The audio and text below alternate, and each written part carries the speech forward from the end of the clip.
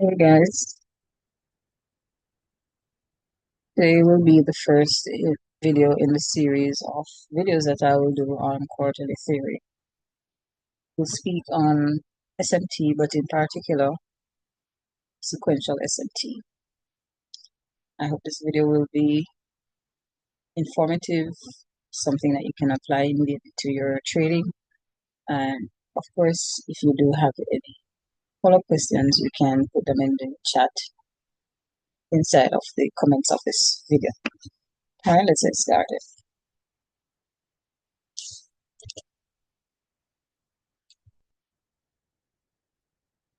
So what is SMT?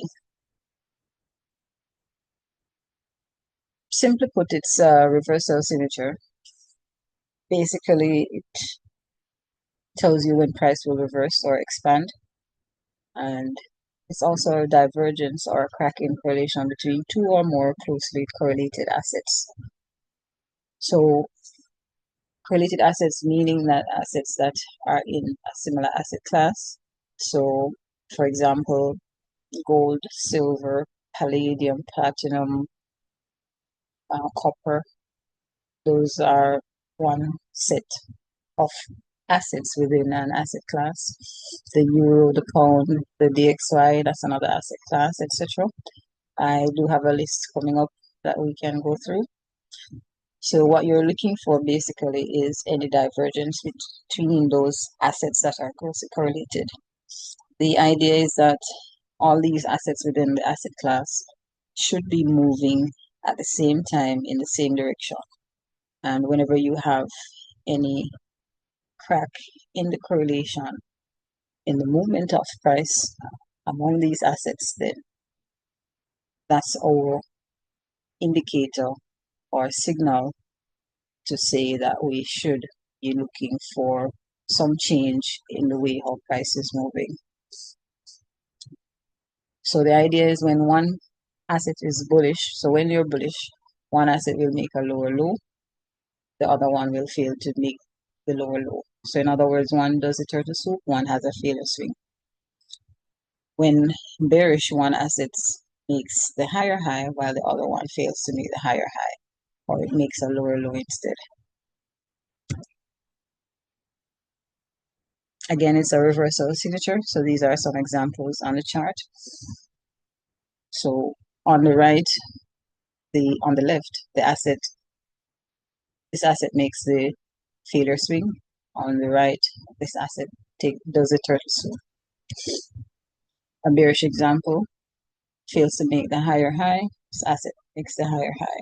So this asset does a turtle soup. This one does not. Another thing I should show you too is that the asset that makes the failure swing is the asset that will move the furthest and the fastest. So it will expand more. So if you notice on the left, this asset expanded way above these highs, same highs that are here. This asset expanded, but not as much as the asset on the left. Similarly, with the bearish concept, this asset price expanded lower further. This one basically expanded, but not as much as the asset on the left.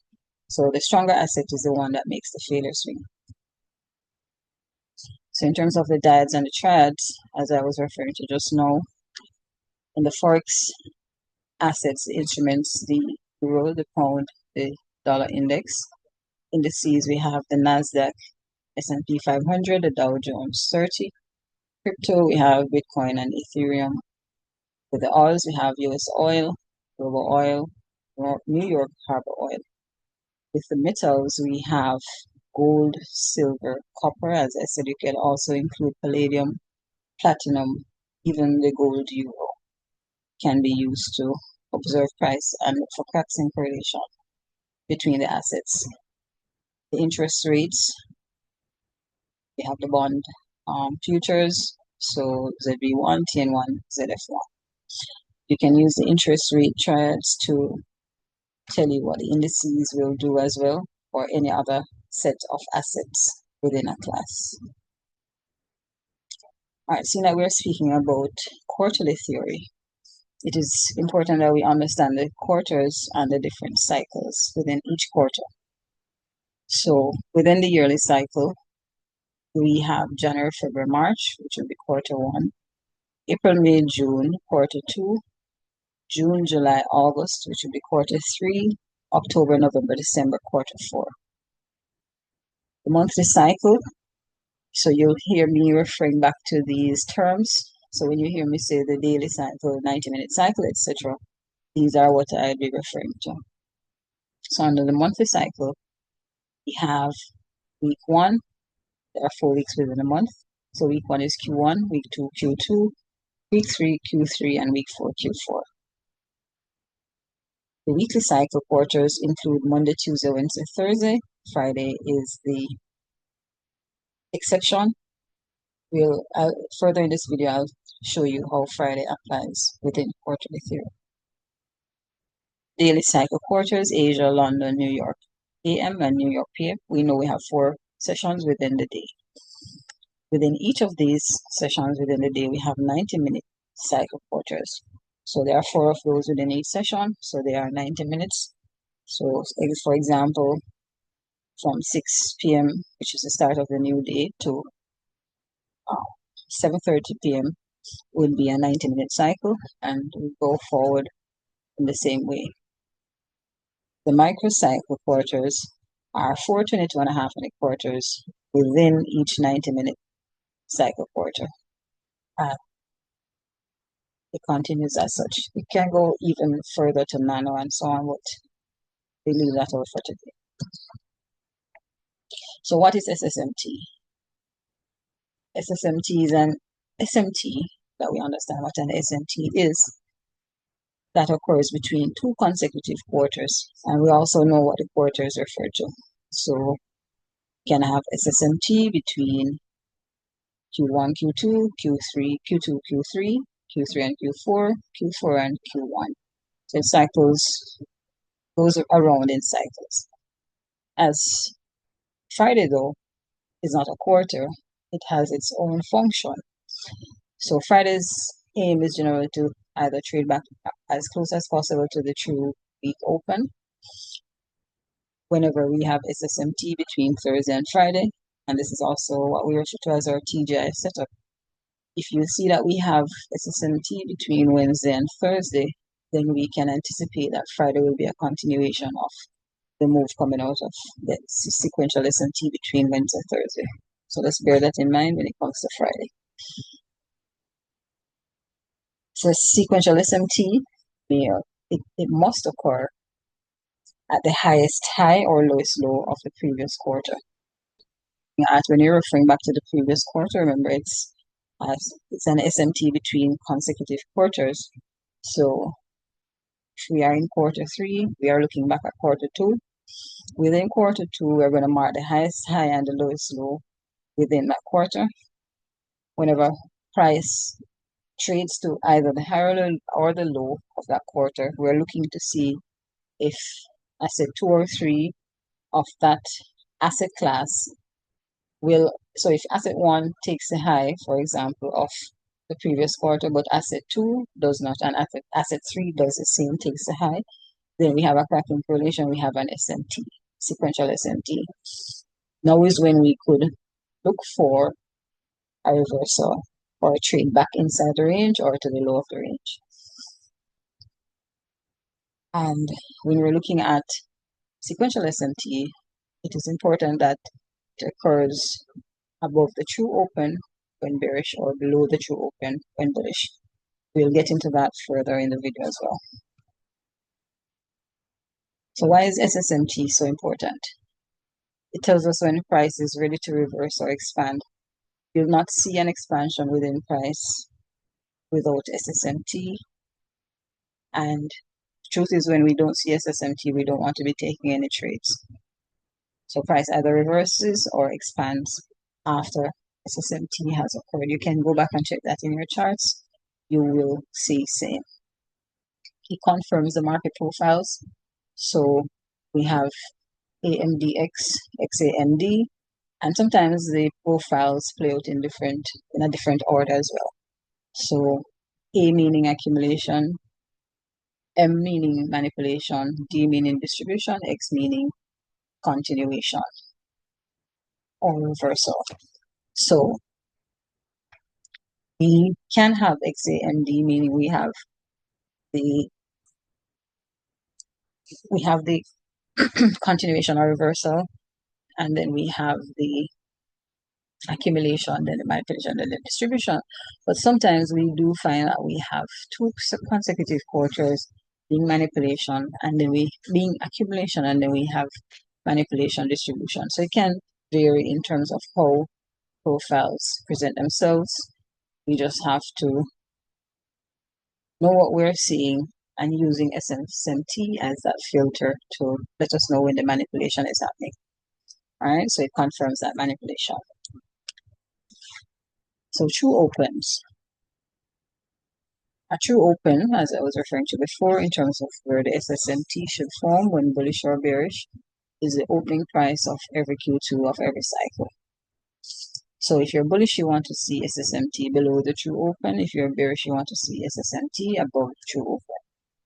You must view and mark the true opens on specific time frames, and those are outlined. So the time frame which you look for your true opens and for them to be aligned on the true year open, which is TYO, we want to be marking that on the weekly time frame. That's when it will align and give us the accurate information that we're looking for. True quadrennial open, we mark that on the daily. True month open, we mark that on the 4-hour time frame. True week open, we mark on the 1-hour time frame. The true day open on the 15-minute time frame. The true session open, the 5-minute time frame, and the true micro session open on the 1-minute time frame. You also have what is referred to as stacked true opens, meaning you have the true open from another time frame stacking above or below the true open of a consecutive time frame. So on the yearly cycle, we want to see the true 4-year open above the true year open. On the quarterly cycle, which is the daily time frame, we want to see the true year open above the true quadrennial open. In the monthly cycle, we want to see the true quadrennial open above the true month open. The weekly cycle, which is the 1-hour time frame, we want to see the true month open above the true week open. Daily cycle, we want to see the true week open above the true day open. The 90-minute cycle, we want to see the true day open above the true session open. And the micro cycle, we want to see the true session open above the true micro session open. But what is the point of the true opens? They help us to see whether we're in premium or discount, first of all. And when we have them stacked, we're either in extreme premium or extreme discount. And they also help us to filter the SSMTs that are valid. Okay, so if we're getting a bullish SSMT above true day open, for example, we should have been getting a bearish SSMT in that case. So we would need to go back and check, especially the higher time frame, to see what that order flow looks like, for example. So it helps us to filter the SSMTs and to show us whether or not we're in premium or discount. They also act as dynamic support and resistance in some cases. So how do you apply SSMT? So it should be based off every setup. Once it occurs, you can then begin to look for your entry model. So you want to see SSMT, then you filter to a lower time frame and start to look for your entry. For the highest probability setup, you should wait for a higher time frame SSMT to occur, followed by a lower time frame SSMT. This is also called stacked SSMTs, similar to the stacked true opens. So you have a higher time frame SSMT followed by a lower time frame SSMT. That increases the probability of the trade as well. The SSMT can be used to spot manipulation in any cycle.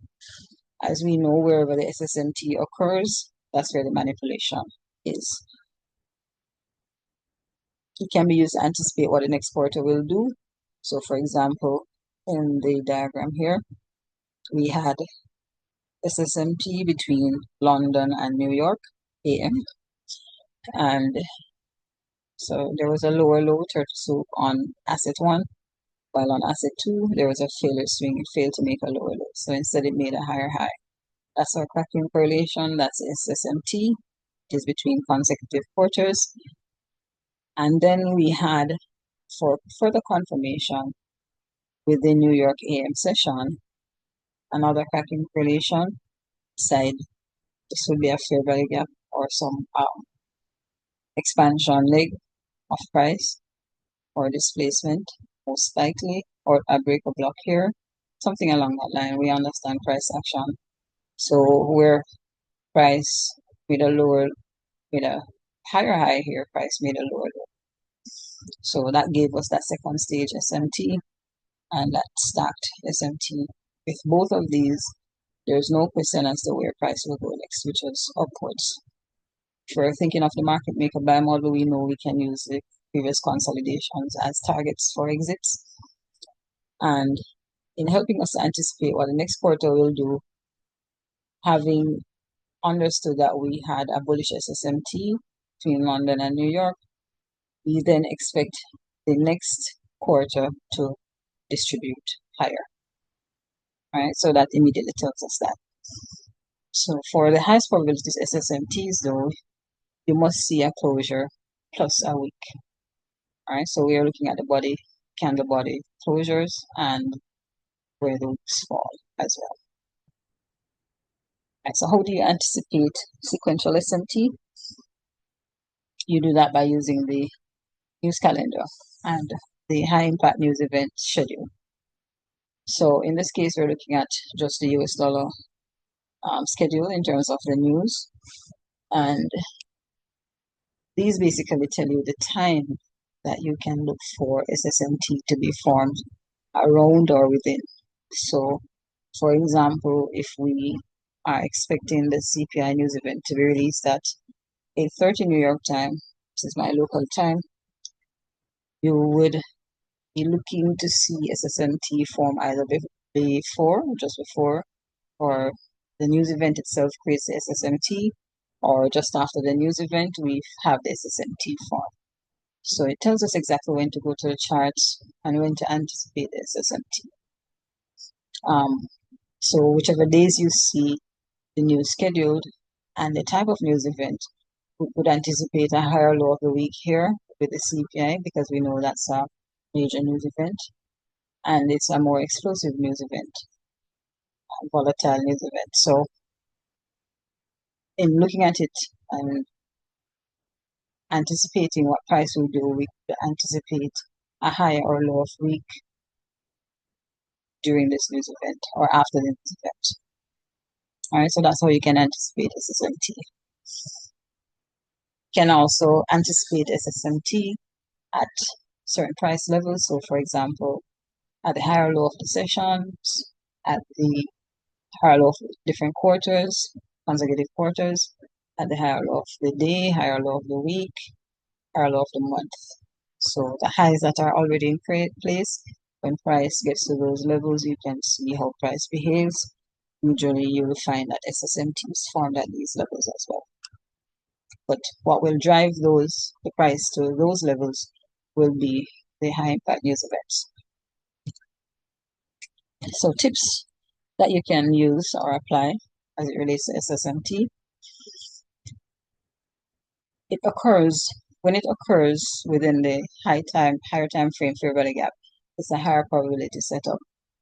So it's basically price hitting a resistance or a support level, and we are anticipating some reaction from that price level. And we know that imbalances are prime points of interest and they are strong points of interest. And so you'll find SSMT being formed within these imbalances.